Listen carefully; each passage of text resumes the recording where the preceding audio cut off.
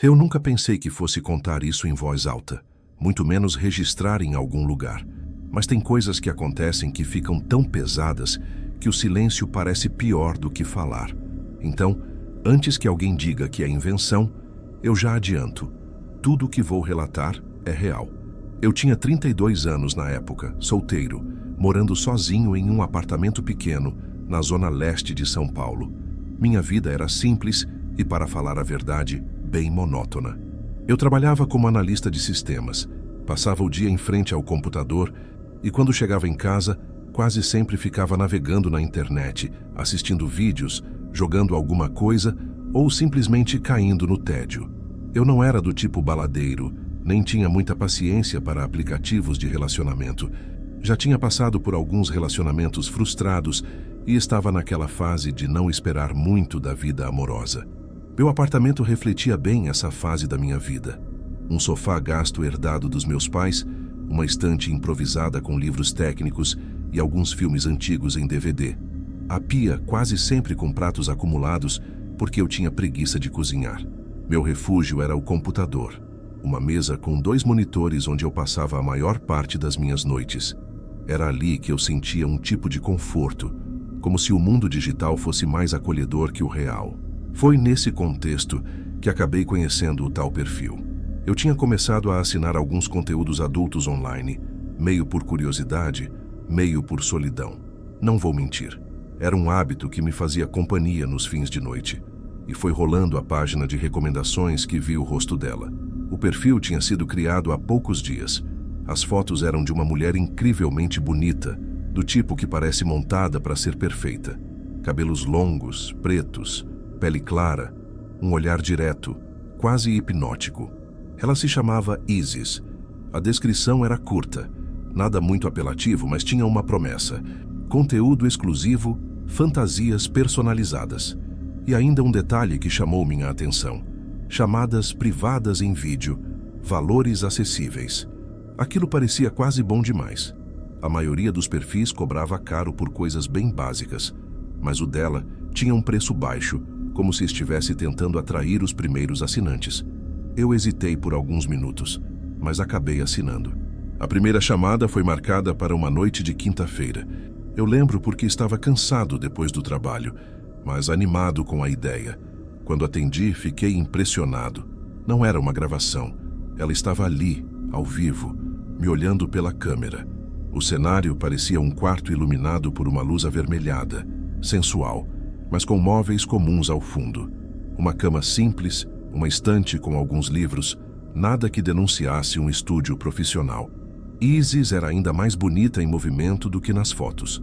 O jeito dela falar, com a voz calma e levemente rouca, me deixava nervoso. No começo, tudo correu de forma normal. Ela fazia poses, brincava com a câmera, me perguntava o que eu queria ver. Eu estava adorando, quase me esquecendo de que era apenas um serviço pago.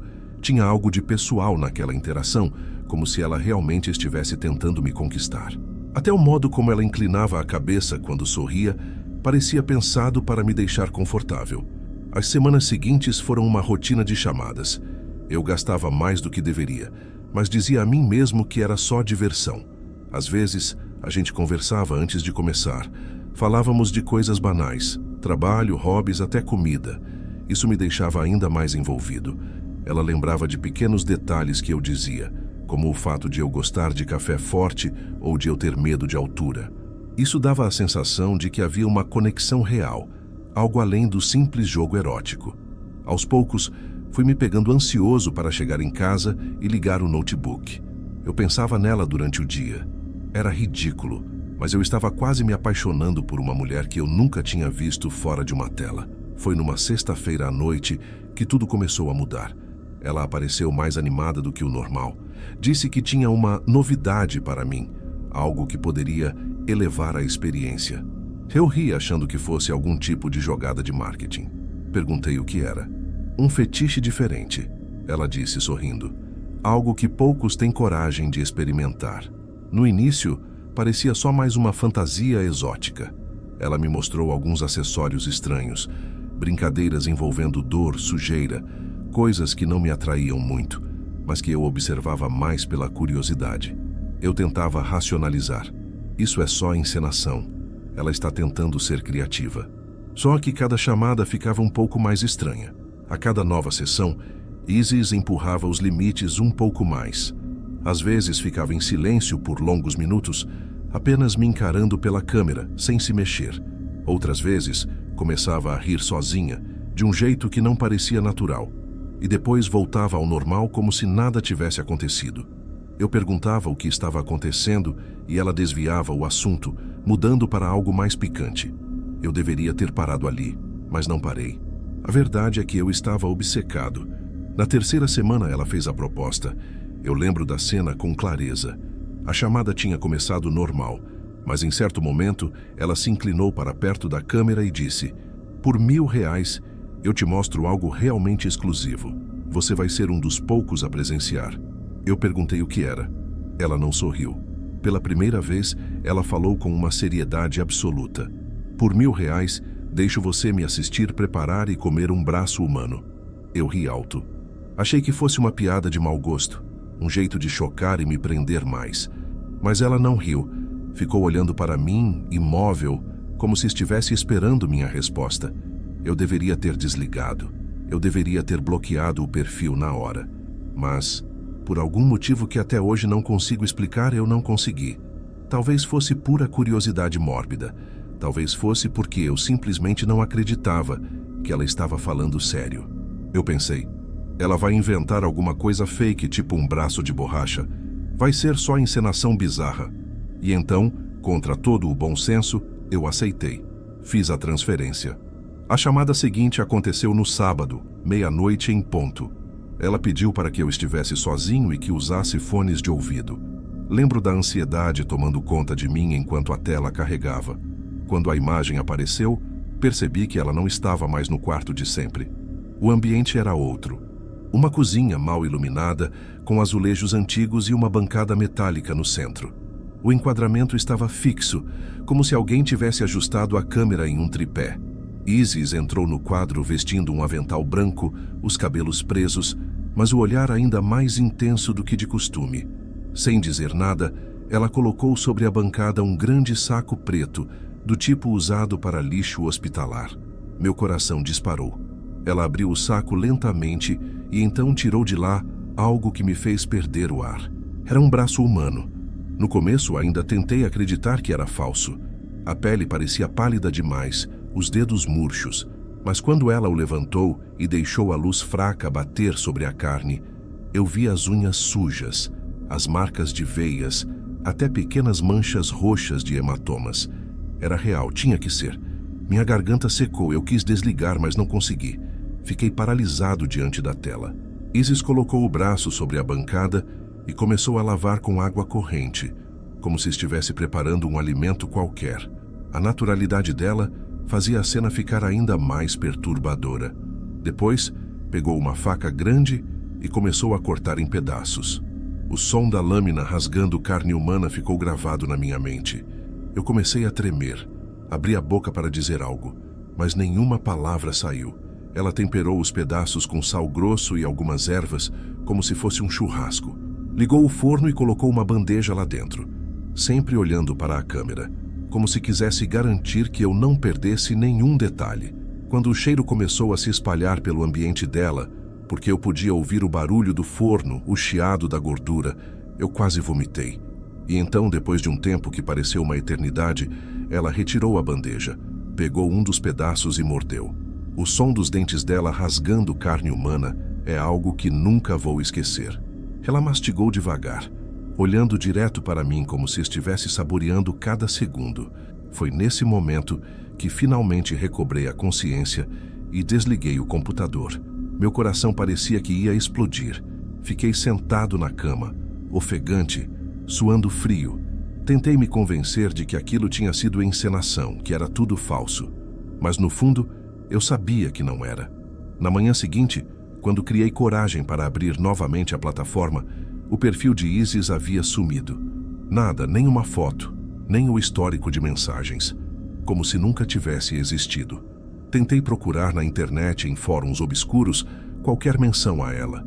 Encontrei apenas boatos sobre transmissões clandestinas. Shows exclusivos de gente disposta a pagar muito caro por bizarrices que iam além do erotismo.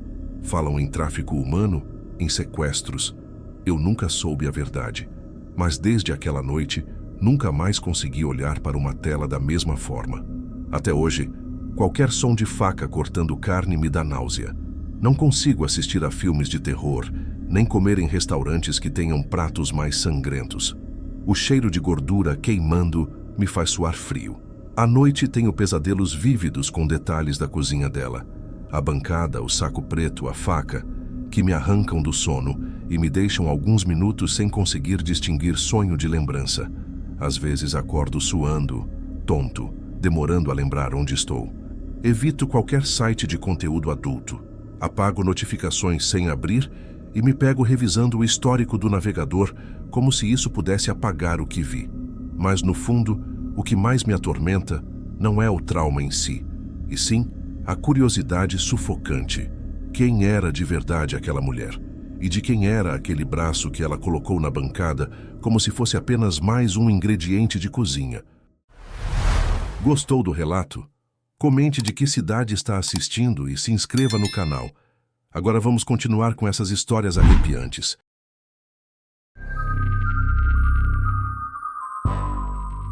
Eu nunca pensei que fosse contar isso em voz alta, mas sinto que preciso registrar o que aconteceu comigo, porque se eu guardar tudo só na minha cabeça, acho que vou enlouquecer. Talvez alguém que ouça entenda o que realmente estava acontecendo e me diga se eu perdi a noção da realidade, ou se o que vivi foi mesmo real. Era 2021, eu tinha 23 anos e estava tentando de tudo para conseguir dinheiro rápido. Trabalhava de atendente em uma loja de roupas num shopping de Recife, mas o salário mal dava para pagar o aluguel do meu quarto numa república e ajudar minha mãe, que vivia doente no interior. Naquele tempo, todo mundo falava de OnlyFans.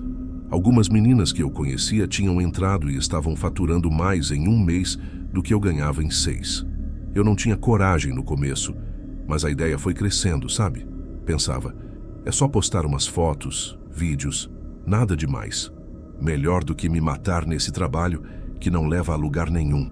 Foi então que conheci a Sofia. Ela apareceu primeiro como cliente da loja. Uma mulher estranha, de uns 30 e poucos anos, sempre vestida de preto, maquiagem pesada, unhas longas e vermelhas. No início, achei que era só uma cliente excêntrica, mas percebi que ela voltava com frequência, sem nunca comprar nada. Gostava de puxar conversa. Uma vez comentou, "Você tem um rosto bonito, mas parece apagada, como se ninguém enxergasse seu potencial." Fiquei desconfortável, mas também lisonjeada. Ela falava de um jeito que parecia que me conhecia profundamente. Depois daquela vez, passou a aparecer cada vez mais. Até que um dia, quando eu estava no intervalo, ela se aproximou e foi direto ao ponto. "Você já pensou em ganhar dinheiro mostrando quem você é de verdade? Não falo de roupas, falo da sua energia. Existe gente que pagaria caro para ter acesso a você." Achei invasivo. Respondi que não era esse tipo de pessoa, mas ela riu. "Todo mundo é esse tipo de pessoa quando a fome bate.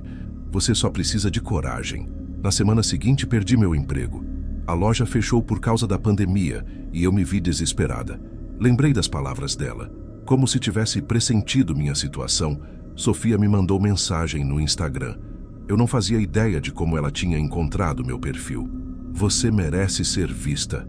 Posso te ensinar um caminho para crescer rápido. Só precisa confiar em mim." Foi assim que aceitei encontrar com ela fora do trabalho. Sofia me levou a um café pequeno, quase vazio.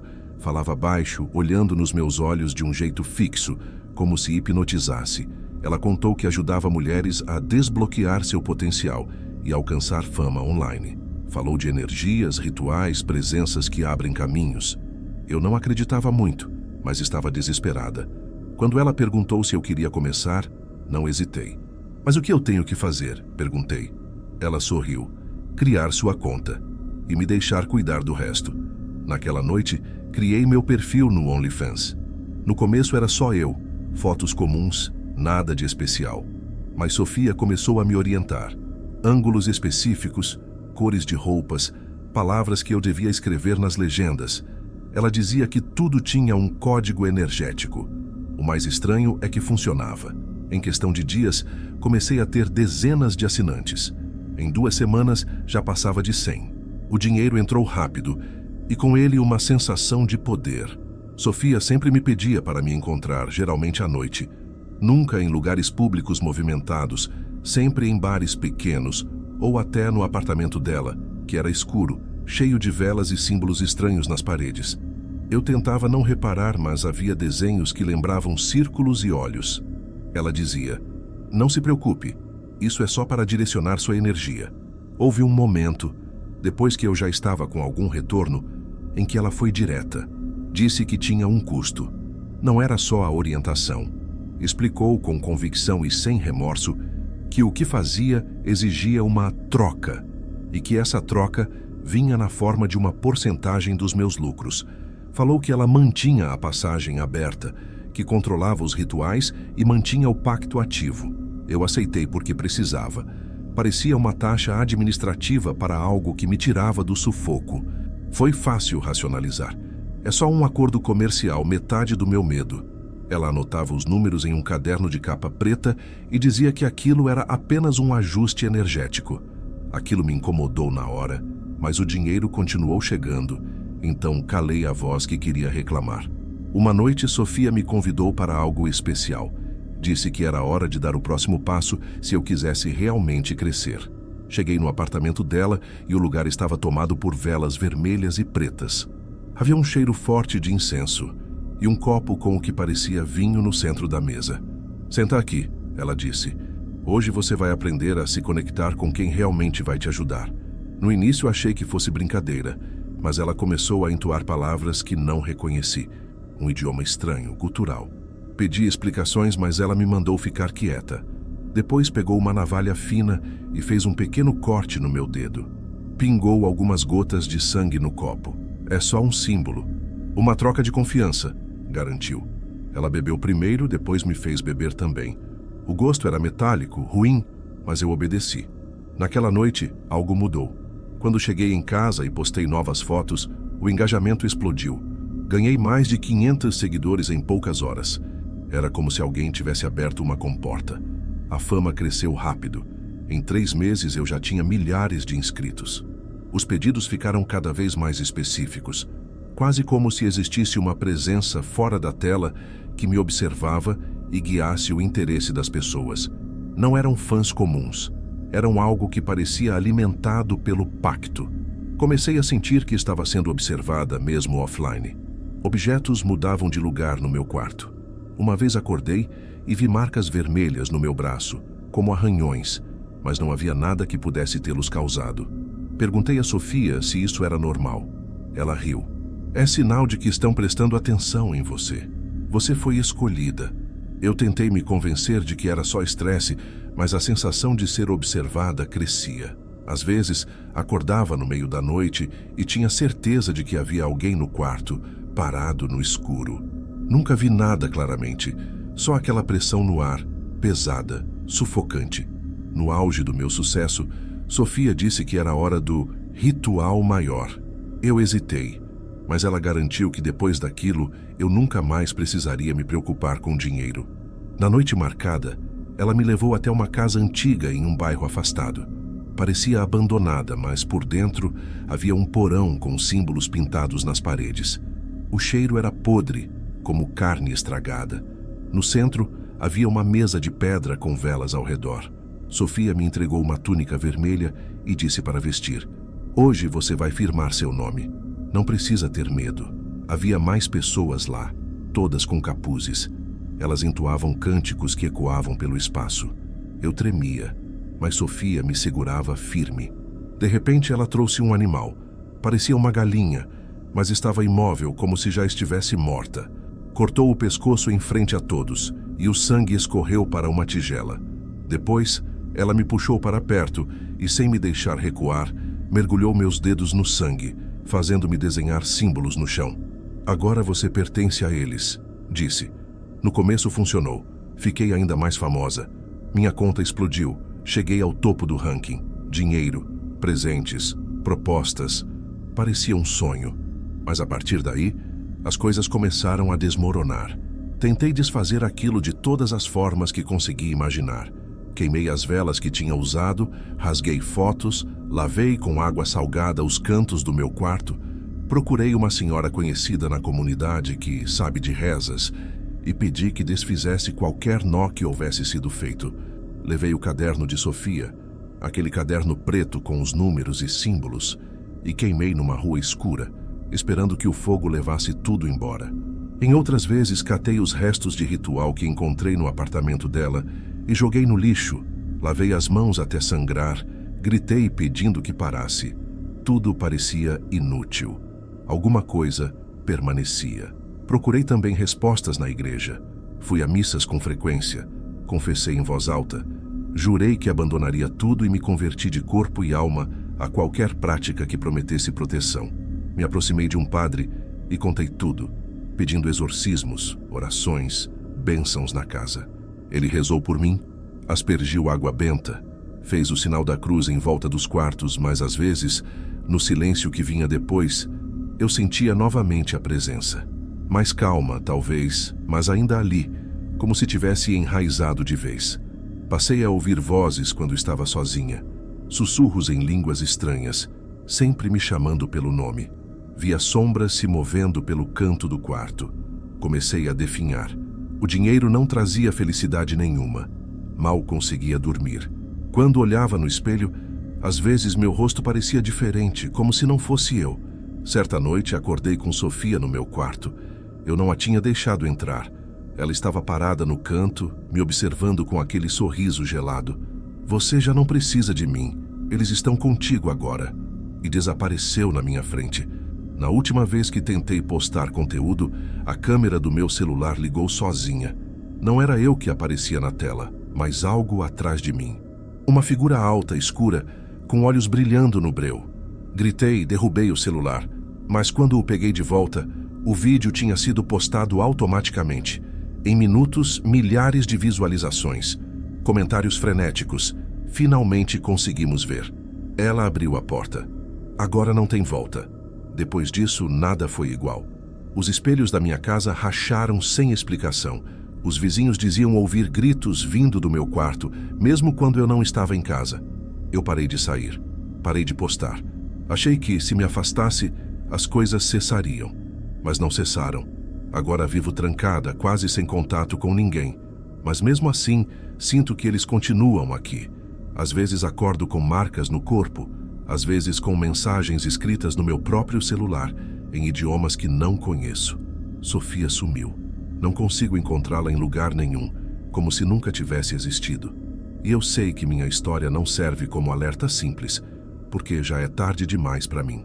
Mas se você ouvir isso e um dia pensar em entrar nesse mundo, cuidado com quem oferece atalhos. Nem sempre são só pessoas do outro lado da tela. Às vezes, o que está assistindo você é algo que não vai embora nunca mais.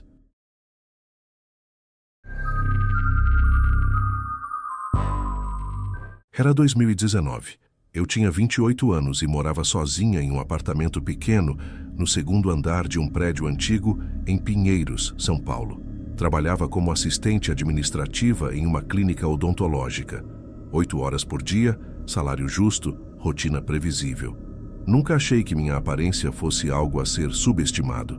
Sempre ouvi comentários, sempre recebi olhares, e isso, por um tempo, me fez acreditar que eu tinha escapatória para muitas portas que outras pessoas nem chegavam a ver. Mas em 2019 eu estava no vermelho. Contas atrasadas, empréstimo estudantil, o carro da minha mãe exigindo conserto e a sensação de que, por mais que eu economizasse, nunca sobrava o suficiente. Eu tinha sim opções. Minhas amigas sugeriram desde vender roupas a fazer faxina e eu, orgulhosa, recusei a ideia de rebaixar meu padrão. Hoje admito que aquilo foi soberba. Na época, me parecia desprezível a ideia de limpar casa alheia por pouco dinheiro. Foi a Mariana quem me falou pela primeira vez sobre as plataformas. Ela trabalhava como maquiadora freelance e, em conversas de bar, comentou que uma conhecida estava ganhando um bom dinheiro transmitindo conteúdo adulto. Mariana não entrou em detalhes. Disse só que era difícil explicar, que tinha regras, que o dinheiro entrava fácil e rápido, se você entendesse a dinâmica. Antes de eu responder, ela soltou a frase que ficou ecoando. O dinheiro é bom, mas tem seus sacrifícios. Não vai achando que é dinheiro fácil. Eu ri. Não achei que era um aviso. A curiosidade venceu o meu orgulho. Era fácil criar a conta. Foto de perfil medida, descrição curta, verificação por e-mail. E logo eu estava lá, nos bastidores de uma economia invisível. No começo, postei coisas discretas. Fotos esteticamente pensadas, vídeos curtos com cortes, imagens que mostravam mais do que diziam. A resposta foi quase imediata. O primeiro mês foi uma surpresa. Seguidores, gorjetas, assinaturas. Em uma semana, meu extrato virtual mostrou cifras que nunca vi no meu contra-cheque. R$4.000, R$7.500. Era dinheiro que eu podia sacar, transferir, usar para pagar o conserto do carro da minha mãe sem desconforto. Era adrenalina, era alívio, era a confirmação de que eu não precisava me humilhar fazendo faxina para sobreviver. O problema foi o quanto aquilo se tornou perigoso de forma sutil. O algoritmo favorecia quem atendia pedidos, quem respondia mensagens privadas, quem aceitava propostas exclusivas. Os primeiros clientes eram educados, elogios e pedidos simples. Aos poucos surgiram outros, recorrentes, mais exigentes. Eles ofereciam valores que não chegavam nem a ser discutidos. Faz isso e eu pago X. Aceitei. Fiz nada que fosse explícito demais. Sempre mantive alguma linha, alguma cláusula interna que me permitia dormir à noite. Mas o modelo de negócio se retroalimentava. Quanto mais eu fazia, mais gente me procurava. Quanto mais gente me procurava, mais propostas surgiam. Quanto mais dinheiro eu recebia, mais eu queria.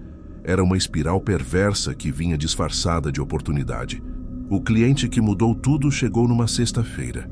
Ele se apresentou com um nome falso no perfil, Álvaro R. A primeira proposta veio por mensagem privada às 22h17. Tenho uma semana livre no próximo mês. Pago R$20.000 por um vídeo particular só para mim. Você aceita? Antes que eu tivesse tempo para racionalizar, minha mão tremeu ao digitar. Depende do que é. Ele respondeu em 2 minutos. Fetiches, coisas de humilhação. Não explícito, só degradante para você. Havia calma, precisão e uma espécie de comando naquela digitação. Eu senti o frio de quem já ouviu ofertas que parecem fáceis demais. Mariana me alertou. Não topa algo que te humilhe. Você pode perder controle. Eu disse que sabia o que estava fazendo. Eu nunca disse a ela que desde os primeiros pagamentos eu sentia uma fome elétrica sempre que olhava o saldo. Não era apenas dinheiro. Era a sensação de ser desejada, de ser poderosa por um instante. Aceitei. O primeiro programa com ele foi discreto e pago à vista. R$5.000 por um vídeo curto, com roteiros que me pediam sarcasmo e submissão de palavras. Nada além de palavras. Quando vi o comprovante no meu aplicativo bancário, meu peito inflou com um prazer que me assustou. Esqueci do desconforto e fui consumida pelo alívio. As sessões seguintes escalaram. O que começou como jogos de linguagem transformou-se em pedidos que mexiam com a minha dignidade. Palavras cruéis, instruções para agir como se eu não valesse nada, mensagens gravadas com insultos que eu tinha que repetir. No início, era só encenação. Depois, a minha voz tremia por dentro e eu tinha que me esforçar para manter o tom. O preço aumentava. R$10.000, R$15.000. Pagamentos feitos em depósitos discretos, transferências via Pix com nomes de terceiros, envelopes físicos entregues na portaria por motoboys em horários estranhos. Cada pagamento era uma anestesia que apagava por algumas horas o peso do que eu fazia. No fundo, comecei a me sentir como uma atriz que perdeu o roteiro. Não reconhecia mais as minhas reações. A humilhação fingida, repetida, virou uma ferida que começou a doer quando as luzes se apagavam. Eu voltava para o meu apartamento e sozinha experimentava náuseas e culpa, e um vazio que não diminuía. Comecei a desenvolver insônia. Dormia tarde com a TV ligada, com o telefone repousando no colo, esperando, sem querer admitir, que uma notificação me lembrasse do valor que eu havia recebido. Desenvolvi automedicação. Vinho barato, comprimidos que pegava sem receita, café demais. No trabalho eu era eficiente, ninguém notava. Em casa, A minha pele ardia com vergonhas que não tinham nome. Quando decidi que era hora de parar, foi porque a depressão me tornou lenta e antipática, contudo que não fosse o dinheiro. Olhei para as minhas economias e fiz contas longas noite adentro. Eu poderia sair daquela vida. Paguei o conserto do carro da minha mãe, quitei dívidas e juntei um montante que me parecia suficiente para recomeçar. Anunciei para mim mesma que terminaria, que encerraria a conta, que me tornaria invisível novamente. Tentei traçar um plano: economias, mudança diária, terapia. Na primeira semana de setembro, eu escrevi um e-mail para a plataforma pedindo cancelamento definitivo da conta e excluí os perfis.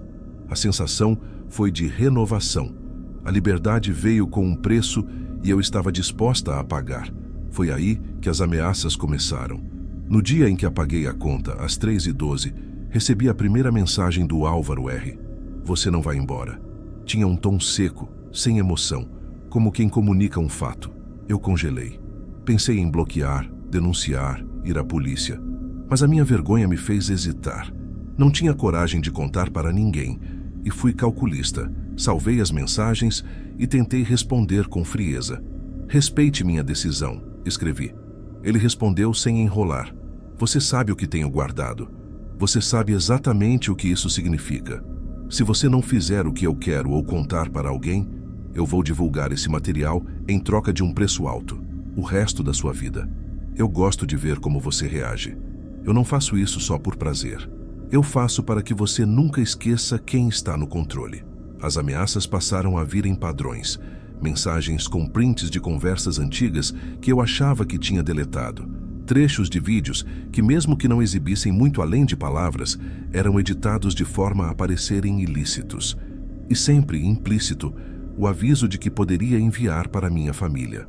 O que mais me corroía era que eu não tinha como provar que aquilo vinha dele. Nomes falsos, pagamentos por terceiros, contas anônimas. Ao invés de ir à delegacia, preferi tentar negociar com minha própria estratégia. Manter silêncio, registrar tudo, guardar cópias, mudar de número. Troquei de chip, fechei a conta bancária vinculada aos pagamentos. Desliguei o computador. Isso me deu uma ilusão de segurança. Ele subiu a aposta. Em outubro, uma caixa anônima chegou ao meu prédio, deixada na portaria com a etiqueta da minha rua e meu número. Dentro, um pendrive e um bilhete escrito: só um lembrete. Meu estômago revirou. Tirei o pendrive do envelope com luvas de plástico, como quem manuseia algo perigoso. No PC da sala, que eu raramente usava, abri a pasta. Havia arquivos compactados, nomes codificados. Contei 5 vídeos, 3 áudios e uma pasta chamada Família. Meu coração quase saiu da boca. Era claro que se ele quisesse, poderia realmente me destruir. O que estava na pasta não estava ali por acaso. Havia fotos que não me deixavam dormir. Imagens tiradas de ângulos que pareciam indicar que alguém havia entrado na minha casa. Cortes breves de conversas com meu nome, fotos da minha família e em frente à casa deles e no final um arquivo intitulado contatomãe.txt. Não tive coragem de abrir. Em vez disso, fui até a cozinha, fiz café, tentei respirar. Pela primeira vez desde que aceitei o primeiro pagamento, senti medo real. Medo que não tinha relação com o prazer da conta bancária, mas com o risco concreto de perder tudo o que eu valorizava. A imagem que a minha mãe tinha sobre mim. Ninguém jamais poderia saber sobre os jobs ou fotos e vídeo que eu vendia, muito menos ela. As mensagens de chantagem continuaram, com requisições de programas cada vez mais degradantes, sempre ao mesmo preço alto. Pense bem, ele disse numa ocasião. Você vai me dar o que eu quero e eu sumo. Ou você tenta sair e eu começo a espalhar tudo sobre você. Eu respondi com a única arma que me restava: silêncio. Ignorei e bloqueei suas mensagens, bilhetes e ligações, até mesmo de números desconhecidos, pois poderia ser ele. E aos poucos a quantidade de mensagens diminuiu, talvez por minha inação, talvez por outros motivos, e eu, tola, pensei que ele havia ido embora. Por uma semana, dormi mais. A ansiedade ainda estava lá, uma sombra, mas eu conseguia montar planos de médio prazo. No entanto, a realidade tem uma maneira sutil e brutal de contrariar esperanças. 2 meses depois, numa terça-feira de manhã, recebi uma ligação da minha irmã mais velha, a Marcela. Ela morava em Belo Horizonte e raramente ligava cedo. "Você viu alguma coisa estranha hoje?" perguntou sem rodeios. A minha voz falhou e antes que eu pudesse decifrar o tom, ela completou: "Minha vizinha me mandou um link. Tem um vídeo íntimo seu. Diz que te encontrou nas redes. Parece que tem alguém espalhando esses conteúdos para todo mundo que te conhece. Eu não sei o quem é, Tainá, mas está todo mundo comentando sobre isso." O chão desapareceu. Sentei no batente da janela e escorreguei até o piso com o telefone na orelha. Minha irmã estava calma, confusa. Não havia histeria nela, havia descrença. Eu pedi que enviasse o link. Ela hesitou, relutante. Quando abriu, o vídeo me atravessou. Era um corte dos antigos programas, editado com legendas maliciosas, com detalhes que deixavam subentendido um passado que eu não queria que existisse. Em 5 minutos, o link já tinha sido compartilhado em 3 grupos de WhatsApp diferentes. Meu nome começou a chegar às notificações como se fosse um punhal. Minha mãe, que sempre foi cuidadosa com a tecnologia, mandou uma mensagem: "Filha, o que é isso? Você está bem?" Eu não respondi imediatamente. Abri a caixa de e-mails e, como se esperasse o pior, vi mensagens de números desconhecidos, anônimos, com prints de conversas íntimas. Meus colegas do trabalho começaram a agir estranho. O chefe me chamou para uma conversa que parecia cordial, mas havia um peso nas palavras. Tentei processar isto racionalmente. Havia uma estratégia: denunciar, procurar advogado, polícia, explicar que eu havia sido coagida e que aquilo era crime. Fui ao 7PQI2DP. Um investigador me atendeu sem muita pressa. Ouviu meu relato, pediu que eu mostrasse provas. Ao apresentar o pendrive, as mensagens, o histórico de transações, senti por um momento que talvez fosse ouvida. Eles registraram boletim, mas me disseram a fria realidade. Na internet, uma vez que o conteúdo é divulgado, é quase impossível controlar. A investigação poderia demorar. "Temos como rastrear determinados IPs", explicou o investigador, "mas o autor pode ter usado VPNs, provedores anônimos, e muitos serviços de hospedagem se baseiam em jurisdições diferentes." Eu não entendi bem o que ele quis dizer, mas confiei no seu trabalho. Ele foi gentil, mas a sua gentileza não apagou a sensação de abandono que senti. O que mais doeu foram as reações pessoais. Minha mãe recebeu mensagens de familiares distantes perguntando se isso era verdade. Meu pai, que já tinha morrido, eu idealizei em silêncio, pensando em como ele não merecia ver o nome da filha vinculado àquilo. Amigos antigos que não falavam comigo há anos reapareceram com mensagens veladas e julgamentos. A Mariana tentou ajudar, pediu que eu fosse para a casa dela por alguns dias, mas eu recusei. Tinha medo de expor mais gente. A vergonha me transformou em uma paralisia. As semanas que seguiram foram um exercício de terror cotidiano. Fui demitida com um pretexto burocrático. Um cliente da clínica disse que tinha ouvido coisas e pediu para ser direcionado a outro profissional. Pessoas que achavam que me conheciam construíam um veredito sem me ouvir. Eu andava pela rua e sentia olhares como lâminas. À noite sempre olhava pela janela para ver se havia alguém apontando uma câmera para o meu prédio. A paranoia se alimentava de sinais mínimos. Uma moto estacionada por muito tempo, uma sombra no corredor, a luz de um celular refletida em um vidro. Dormia com uma tesoura de cozinha na cabeceira, pensando em métodos infantis de defesa. Tentei reconstruir a vida com terapia e apoio legal, mas havia um fantasma prático que não se dissipava. Os vídeos continuavam a emergir em novos grupos, hospedados em sites de terceiros, copiados e renomeados. A chantagem inicial ganhou milhares de cópias. Havia comentários maldosos, usuários que se divertiam e, pior, agentes de fora da minha cidade que vendiam o conteúdo exclusivo em pacotes. O único poder que eu achei que me restava era contar a verdade em voz alta.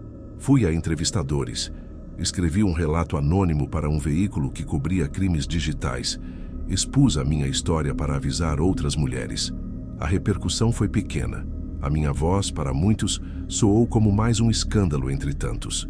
No final, o desfecho foi mais prático do que arrepiante. A minha mãe recebeu uma mensagem direta de alguém que disse ter o vídeo completo e que, se eu não pagasse uma quantia irrisória, Mandaria para toda a família. Ela entrou em contato comigo chorando. Eu senti um ódio primitivo subir na garganta. Quis confrontar, bater, qualquer coisa que não fosse a impotência. Paguei. Não por medo do dinheiro, que eu tinha guardado, mas porque vi no rosto da minha mãe o impacto que aquilo causou. Enviei o valor para uma conta desconhecida e por alguns dias a circulação diminuiu. Mas dinheiro não resolve a exposição. Não apaga as mensagens, não remove os comentários, não apaga o rastro. Hoje, escrevo de novo porque sei que o silêncio me corrói e porque talvez a minha história sirva de aviso. Não há final heróico nessa narrativa. Saí do mundo das plataformas. Mudei meu nome nas redes, troquei de cidade. Comecei terapia de longa duração. Faço trabalho voluntário que me dá alguma dignidade e tento, todo santo dia, reconstruir a imagem que me sobrou. Mas há lembranças que não se fingem esquecidas. O som do celular vibrando às 3 da manhã, a luz verde da notificação no escuro, o gosto do medo. Às vezes, ainda recebo e-mails com links antigos. Às vezes penso em voltar no tempo, dizer não, fazer faxina, trabalhar quase de graça se isso me preservasse o sossego. Às vezes penso que nem todos os problemas têm um preço cujo pagamento nos permite voltar ao que éramos. E o pior, o que me mantém acordada, é saber que ele, o homem que começou como um perfil anônimo, talvez não tenha sido pego. Talvez continue no seu circuito com outra vítima. Que eu não sou mais popular como antes. Sou apenas uma mulher que aprendeu a guardar portas trancadas e a desconfiar de elogios que vierem com dinheiro. Se há alguma lição que poderia deixar, é esta. O dinheiro que chega com pressa pode vir com correntes que você só percebe quando já está aprisionada. E quando eu penso no que perdi, penso no silêncio da minha mãe naquela manhã em que ela me ligou. Pensei que o pior já havia passado. Mas na semana passada, encontrei um envelope na minha nova caixa de correio, sem remetente, com apenas 3 palavras escritas à mão. Ainda tenho. Dentro, nenhuma carta, apenas uma foto da minha infância, recortada de um álbum que, juro, só a minha mãe tinha. Na mesa da cozinha, o copo de café esfriou no meu dedo. Senti então que a liberdade não era um lugar para onde eu poderia voltar tão cedo. Era um passo a ser ganho, todo dia, com muito medo e pouco descanso.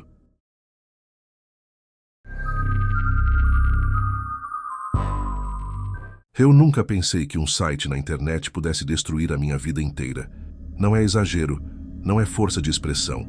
O que aconteceu comigo foi tão real que até hoje tenho dificuldade de acreditar que eu mesmo tenha chegado a esse ponto. Meu nome não importa. O que importa é que há alguns anos eu era um homem casado, com uma vida estável, uma esposa fiel e um trabalho normal. Nada luxuoso, mas suficiente para pagar as contas, manter nosso pequeno apartamento em ordem e até planejar algumas viagens. Eu tinha 34 anos quando tudo começou. A minha rotina era a de qualquer adulto. Acordar cedo, pegar ônibus lotado, passar o dia inteiro no escritório, voltar cansado, jantar com a minha esposa e dormir. Era um ciclo repetitivo, mas eu não me queixava. Eu amava minha esposa, Ana, e sempre acreditei que éramos parceiros para qualquer coisa. Ana era uma mulher simples, dedicada. Gostava de cozinhar, de assistir séries comigo à noite, de planejar pequenas coisas para o futuro. Às vezes, nos finais de semana, ela preparava o café da manhã cedo, só para me acordar com o cheiro de pão fresco e café passado na hora. Eu me lembro dessas cenas como se fossem fotografias queimadas na memória. Momentos comuns, mas que hoje eu daria qualquer coisa para reviver. Ela também tinha pequenos gestos que eu não valorizei na época. Como me deixar bilhetes carinhosos na geladeira antes de sair para o trabalho, ou preparar meu prato favorito em dias que percebia que eu estava cansado. Eu ignorava essas coisas como se fossem detalhes irrelevantes. Hoje, cada lembrança é como uma faca girando dentro de mim. O problema é que, com o tempo, o cansaço, a rotina e até a falta de novidade começaram a me incomodar. Que eu não falava isso para ela, mas internamente sentia uma falta de excitação, de novidade, de algo que quebrasse aquele marasmo. Foi assim que, numa madrugada qualquer, cansado e sem sono, acabei navegando por sites que eu nunca tinha visitado antes. Eu já tinha ouvido falar do OnlyFans, mas nunca dei muita importância. Para mim era apenas mais uma plataforma para adultos. Mas naquela noite, sem sono e sozinho na sala, acabei criando uma conta. E ali começou a pior fase da minha vida. No começo foi pura curiosidade. Eu assinei algumas contas, vi alguns conteúdos e não achei nada demais. Mas então eu encontrei ela. Vou chamá-la aqui de Clara. Uma mulher que parecia diferente das outras. Não era só beleza, era a forma como falava nos vídeos, como respondia às mensagens, como parecia se importar com cada detalhe. Eu sei que pode soar ridículo, mas quando ela me respondia chamando pelo meu nome, quando me mandava mensagens de "Bom dia, amor" ou "Como foi seu trabalho hoje?", aquilo despertava algo em mim que eu nem percebia que estava adormecido. Eu sentia que ela realmente se importava, e isso foi a minha perdição. No início, eu gastava pouco. Um conteúdo aqui, outro ali. Mas rapidamente comecei a assinar pacotes exclusivos, a pagar por mensagens privadas, a gastar cada vez mais. Clara tinha um jeito envolvente, sempre sorrindo, sempre atenciosa. E quanto mais ela demonstrava carinho, mais eu me afundava. Foi aí que a minha relação com Ana começou a mudar. Eu já não procurava mais minha esposa para intimidade. Quando ela tentava se aproximar, eu dava desculpas de cansaço. Meu desejo, minha atenção, estavam todos voltados para uma tela de celular. Eu mal percebia, mas estava me tornando frio, distante. Ana, claro, percebeu. Ela me perguntava o que estava acontecendo. Dizia que eu parecia diferente, mas eu negava. Dizia que era só estresse do trabalho. Até que ela parou de perguntar. E isso, na época, foi um alívio para mim, porque eu podia continuar com meu vício sem interrupções. Lembro de uma noite específica. Era aniversário de casamento. Ela preparou um jantar simples, mas feito com carinho. Acendeu velas na mesa, colocou uma música de fundo. E eu passei a maior parte da noite olhando o celular esperando uma mensagem de Clara. Quando percebi que Ana estava chorando em silêncio na cozinha, fingi não ver. Essa lembrança é uma das que mais me atormentam. Clara passou a ocupar meus pensamentos todos os dias. Eu acordava e a primeira coisa que fazia era checar se ela tinha postado algo. No trabalho, eu ficava ansioso para a hora do almoço só para conseguir assistir seus vídeos. À noite, deitado ao lado da minha esposa, eu trocava mensagens com Clara, escondido, com o brilho da tela virado para baixo.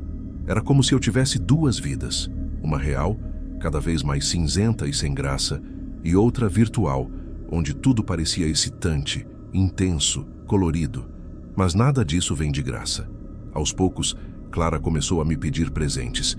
Primeiro eram coisas simples, flores enviadas para a casa dela, perfumes, roupas. Eu, apaixonado, fazia questão de comprar tudo. Cada vez que ela recebia algo, gravava um vídeo me agradecendo, chamando de meu amor, e isso bastava para me convencer de que estávamos construindo algo real. Só que logo os pedidos começaram a aumentar. Uma bolsa cara, um celular novo, joias. Eu, cego, fazia de tudo para conseguir atender. Comecei a fazer horas extras no trabalho, a usar meu cartão de crédito até o limite. Quando já não conseguia mais, vendi meu carro. Enquanto isso, Ana não aguentou. Um dia simplesmente fez as malas e disse que não dava mais. Ela chorava, dizendo que eu já não era o homem com quem tinha casado, que eu a tratava como uma estranha dentro da própria casa. Eu não tentei impedir. Minha mente estava em outro lugar, voltada apenas para Clara. Foi só depois que Ana saiu que percebi o tamanho do buraco em que estava entrando. Mas mesmo assim, eu não conseguia parar. Clara parecia ser minha única fonte de afeto, a única pessoa que se importava comigo. Pelo menos era isso que eu acreditava. Até que a realidade veio como uma pancada. Depois de vender o carro e já com dívidas acumuladas, eu não conseguia mais sustentar os presentes caros. Tentei continuar com pequenas quantias, mas Clara já não demonstrava o mesmo entusiasmo. As respostas ficaram mais frias, mais curtas. Quando eu pedia para conversar, ela demorava horas ou até dias para responder. Desesperado, comecei a ligar. No começo, ela recusava. Mas eu insistia. Ligava dezenas de vezes até que finalmente um dia ela atendeu. A voz dela estava diferente. Não era doce, não era carinhosa. Ela soava irritada, impaciente. "Me deixa em paz", ela disse. Você não percebe que não é especial. Você é só mais um cliente. Se não tem dinheiro, não tenho nada a tratar com você. Foi como se o chão tivesse sumido sob meus pés. Eu fiquei em silêncio por alguns segundos, sem conseguir acreditar no que tinha ouvido. Ela desligou, e desde então nunca mais respondeu minhas mensagens. Naquele momento a ficha caiu.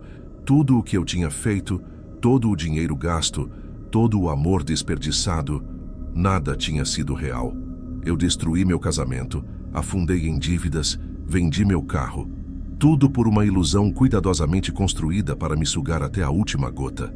Hoje eu vivo com as consequências. Moro sozinho em um apartamento pequeno, cercado por contas atrasadas e lembranças de uma vida que eu mesmo arruinei. Ana seguiu em frente e eu não a culpo. Eu sou o único responsável por ter jogado tudo fora. A depressão é um peso diário. Às vezes acordo no meio da madrugada e pego o celular como se fosse encontrar alguma mensagem dela. Mas não tem nada, só silêncio. Às vezes até penso que ouço a voz dela me chamando de amor, mas é apenas a minha mente me pregando peças. Outras vezes, quando passo em frente a lojas, fico lembrando das coisas caras que comprei para Clara e penso que talvez nem tenham sido entregues a ela. Talvez eu tenha sido enganado até nesse detalhe. Minha saúde também começou a piorar. A ansiedade não me deixa dormir direito, minha pressão subiu e até no trabalho eu já não rendo como antes. Sou a sombra de quem eu já fui e cada reflexo no espelho me lembra de alguém que se deixou destruir por algo que nunca existiu. Pior ainda são os momentos de silêncio. Quando volto do trabalho e entro em casa, não há vozes, não há risadas, não há cheiro de comida sendo preparada. Só um vazio sufocante. Às vezes deixo a TV ligada apenas para simular presença, mas até isso me parece um insulto à vida que eu perdi. Se eu estou contando isso agora, é porque quero deixar um aviso. Essas mulheres, esses sites, podem parecer reais, mas não se engane. Para elas, você não passa de uma fonte de dinheiro. Eu fui tolo. Eu me deixei levar e agora pago o preço todos os dias. O pior de tudo não foi perder dinheiro. Foi perder a mulher que realmente me amava, que esteve comigo nos momentos mais difíceis da vida. E eu a troquei por uma voz através da tela. Não cometam o mesmo erro que eu, porque uma vez que você atravessa essa linha, não existe volta.